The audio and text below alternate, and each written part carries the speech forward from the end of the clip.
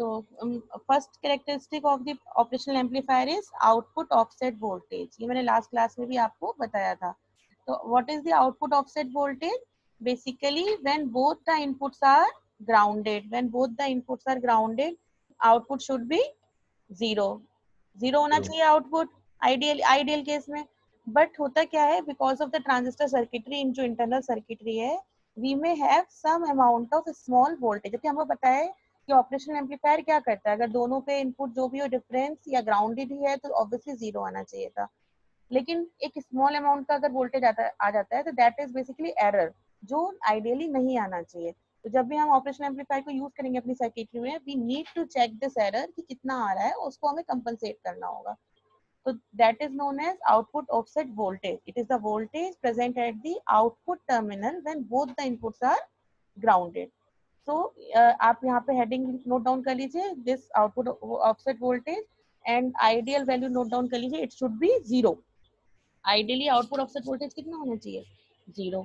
लेकिन अगर output offset voltage नहीं है जीरो किसी कारण से और हमारे पास कुछ आउटपुट पे अवेलेबल होती है वैल्यू, तो हमें क्या करना पड़ेगा, उसको करेक्ट करना पड़ेगा। तो उसको करेक्ट करने के लिए नेक्स्ट पैरामीटर क्या होगा? कैरेक्टरिस्टिक्स ऑफ प्रैक्टिकल ऑपरेशन भी हम कह सकते हैं इसको, we can also call it as parameters of operational amplifier. Okay, parameters of operational amplifier.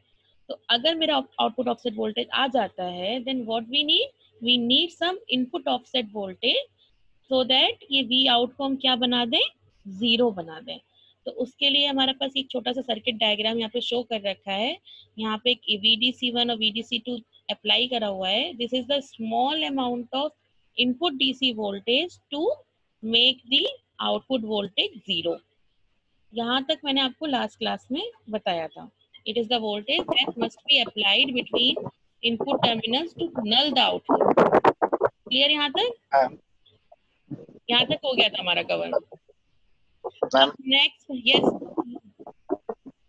Ma'am, तीन कैरेक्टरिस्टिक इनिशियली मैंने आपको इन कैरेक्टरिस्टिक से पहले 3 important characteristics of operational amplifier, even for any amplifier there are 3 important parameters, जो मैं already आपको class में बता चुकी हूँ कई बार। अगेन आप बोल रहे हो तो मैं दोबारा बताती हूँ। तो first is the gain. For any amplifier gain is very important parameter, so it should be practically very high.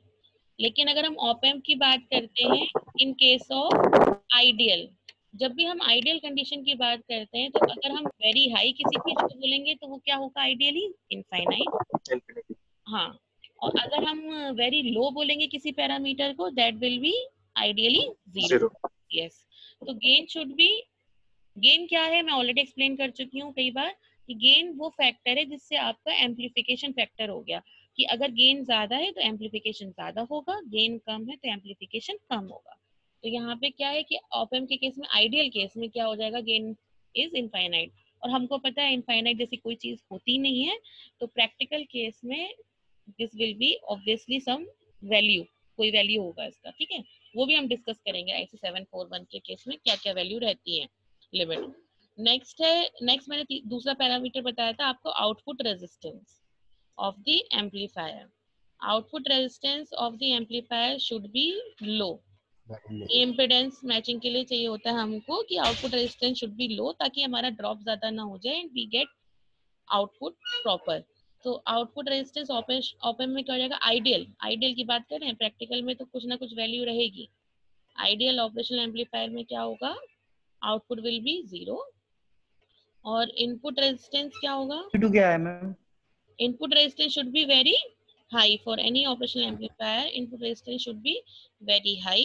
तो ये हमारा क्या हो जाएगा, प्रैक्टिकली इनफाइनाइट। उसके अलावा हमने नेक्स्ट कैरेक्टरिस्टिक पढ़ी, output offset voltage. Output offset voltage must be zero, है ना। हम टेबल टाइप भी बना सकते हैं इसको, टेबल ही बनवाऊंगी मैं बाद में लास्ट में। आउटपुट ऑफसेट वोल्टेज जो था वो हमारा आइडियली जीरो होना चाहिए या वेरी वेरी लो होगा, ठीक है, प्रैक्टिकली अगर हम बात करेंगे तो। इसके बाद हमने पढ़ा input offset voltage. Input offset voltage क्या था, इनपुट ऑफसेट वोल्टेज क्या था कि जो हमने अप्लाई, हाँ, must be applied at the yes, terminal to yes. null the offset. हाँ, input offset voltage is the voltage which we have applied at the input to make the output offset voltage equals to zero or to null that particular voltage. तो ये हमारा obviously input offset जो हमारा voltage होता है ideally तो zero ही होना चाहिए कि हमें जरूरत ही ना पड़े कोई अप्लाई करने के लिए इनपुट में ना, आइडियल तो जीरो होना चाहिए, but it will depend on the output offset voltage value कि हमें कितना अप्लाई करना पड़ेगा, स्मॉल वैल्यू ही देंगे हम इसको। तो ये हमारे कुछ इंपॉर्टेंट पैरामीटर्स हैं जो हम अभी तक ऑलरेडी पढ़ चुके हैं। अब नेक्स्ट फ्यू पैरामीटर्स और आने वाले हैं। तो नेक्स्ट पैरामीटर्स में क्या है, जब हम यहाँ पे इनपुट ऑफसेट वोल्टेज अप्लाई करते हैं तो यहाँ पे करंट फ्लो होगा ब्रांच में, ठीक है। तो यहाँ हमारे पास नेक्स्ट पैरामीटर है इनपुट ऑफसेट करंट। अब इनपुट ऑफसेट करंट क्या होता है? Input offset current is basically the algebraic difference between the currents flowing into inverting and non inverting terminals. ये होता है हमारा input offset current. Means what? Means ये होता है कि हमारा जो इनपुट रेजिस्टेंस है, this we have assume, input resistance हमारा क्या होना चाहिए आइडियल केस में? देखिए हमने डिस्कस किया क्या होना चाहिए आइडियल केस में इनपुट रेजिस्टेंस, रेजिस्टेंस की बात चल रही है, इन्फिनिटी। अगर मेरा यहाँ पे इन्फिनिटी है इनपुट रेजिस्टेंस, तो आइडियल कंडीशन में क्या होना चाहिए? जो टर्मिनल के अंदर current that should be zero. अगर मैं यहाँ पे इनफाइनाइट रेजिस्टेंस एज्यूम कर रही हूँ, मतलब ओपन सर्किट ही तो एज्यूम कर रही हूँ, करंट पास नहीं करेगा। यस करंट क्रॉस नहीं करेगी, करंट फ्लो ही नहीं करेगी इनसाइड, बिकॉज इनफाइनाइट रेजिस्टेंस का मतलब होता है ओपन सर्किट, मतलब कुछ इस टाइप से इंटरनली ओपन सर्किट हो गया। तो आइडियल केस के लिए तो inside, please please mute yourself, please mute. Himanshu ji ने अभी तक अपनी क्लास ऑडियो से ज्वाइन नहीं करी और अनिल जी भी लौट के नहीं आए अभी तक। Anil, yes ma'am. तो ideally inside the operational amplifier कोई करंट नहीं जाना चाहिए, बिकॉज आइडियल केस के लिए इनपुट रेजिस्टेंस इनफाइनाइट होता है। But again practically we have some low some resistance, मतलब हाई रेजिस्टेंस भले ही है, सम रेजिस्टेंस। तो हाई रेजिस्टेंस है तो ऑब्वियसली कुछ स्मॉल करंट क्या होगा इंटरनल ब्रांच में inside the operational amplifier flow होगा। तो यहाँ पे भी दो तरीके से यहाँ पे डिनोट करा हुआ है करंट, IB2 एंड IB1। तो इनपुट ऑफसेट करंट क्या हो जाएगा? Input offset current is the this equation, write down this equation, write down the heading and write down this equation. So input offset current is represented by IO. I is for input, O is for offset. It is the algebraic difference between the two currents flowing inside the terminals. कौन कौन से terminals? Inverting terminal and non inverting terminal. तो ये क्या होना चाहिए, इसकी ideal value क्या होनी चाहिए इनपुट ऑफसेट करंट की? कोई बताएगा मुझको? आइडियल जीरो की इनफाइनाइट? अगर मैं आइडियल की बात जीरो होना चाहिए, आइडियली जीरो होना चाहिए, यस आइडियली जीरो होना चाहिए वैल्यू इनपुट ऑफसेट करंट की। तो ये पॉइंट आप नोट करते जाओ साथ के साथ कि आइडियल वैल्यू क्या होती है इनपुट ऑफसेट करंट की? जीरो। क्यों होनी चाहिए? क्योंकि वेरी वेरी हाई, मतलब इनफाइनाइट रेजिस्टेंस है तो obviously current inside the terminal zero होगा। अगर प्रैक्टिकल बात की जाए तो वेरी स्मॉल होना चाहिए, वेरी लो होगा, बिकॉज क्योंकि रेजिस्टेंस जो होगा वो वेरी हाई होगा। अब रेजिस्टेंस हाई होता है तो इतना बेसिक कॉन्सेप्ट हम सबको पता है क्या, कि हमारा करंट लो हो जाता है। तो इस वाली का स्क्रीनशॉट ले लो, ये जो स्क्रीन है उसका स्क्रीनशॉट ले लो आप लोग। मैं चेंज कर रही हूँ स्लाइड, ठीक है।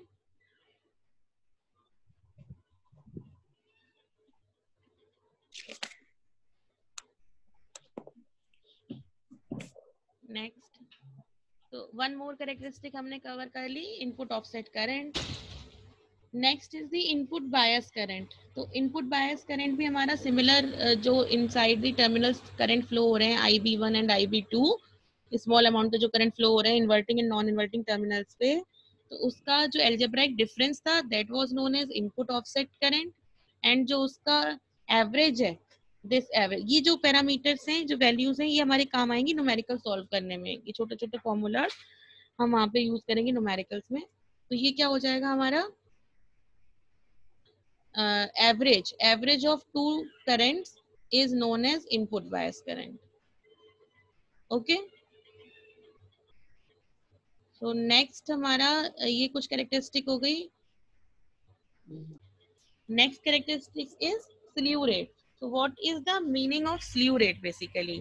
तो इसकी पूरी एकदम फॉर्मल सी डेफिनेशन पढ़ने से पहले मैं आपको बताती हूँ स्लीव रेट बेसिकली क्या डिटरमाइन करता है कि जो speed of the operational amplifier है, जो स्विचिंग स्पीड होती है, इसको थोड़ा समझने की कोशिश करिएगा। जो स्विचिंग स्पीड होती है ऑपरेशनल एम्पलीफायर की वो डिसाइड करता है, क्योंकि हमने बोला कि फॉर एग्जाम्पल कि मेरा जो ऑपरेशनल एम्पलीफायर है मैं इसको दो वोल्टेजेस के एडिशन के लिए यूज कर रही हूँ। फॉर एग्जांपल 2+4 मैंने करा तो आउटपुट अप्रोक्सीमेटली वही हमारा एडर की, मैंने बताया था ना आपको कि ऑपरेशनल एम्पलीफायर को ऑपरेशनल एम्पलीफायर क्यों बोलते हैं, because we can perform some mathematical operations using op amp, that's why it is known as operational amplifier. For example हम एडर की तरह यूज कर रहे हैं, मीन्स 2 वोल्टेजेस को या 3 वोल्टेजेस को ऐड करने के लिए यूज कर रहे हैं। तो अगर मेरे इनपुट पे वोल्टेज, आपने एक सिंपल सा एग्जांपल देती हूँ कि जब हम कोई भी घर में इलेक्ट्रॉनिक सर्किटरी ऑन करते हैं, फॉर एग्जांपल मैंने टीवी ऑन किया, तो जब आप मेन स्विच ऑन करते हो और टीवी को देखते हो तो जो उसकी एलईडी ऑन वाली ग्लो होती है उसमें थोड़ा सा कभी कभी क्या होता है, डिले होता है ना, कि मैंने स्विच ऑन की डिवाइस लेकिन वो ऑन होने में कुछ माइक्रो सेकेंड्स का डिले होता है। ये तो सब ऑब्जर्व करते हैं। क्लियर हुआ ये पॉइंट? Yes ma'am. जब हम कोई इलेक्ट्रॉनिक आइटम ऑन करते हैं तो थोड़ा सा वो टाइम ऑन होने में लेता है, तो स्विच मतलब स्पीड उसकी कुछ चाहिए, मतलब उसको जो कि फास्ट होनी चाहिए। आइडियली क्या होना चाहिए, तुरंत ऑन हो जाना चाहिए जैसे मैं ऑन करूं। तो यहाँ पे स्लीव रेट डिटरमाइन करता है आपके ऑपरेशनल एम्पलीफायर की स्विचिंग स्पीड।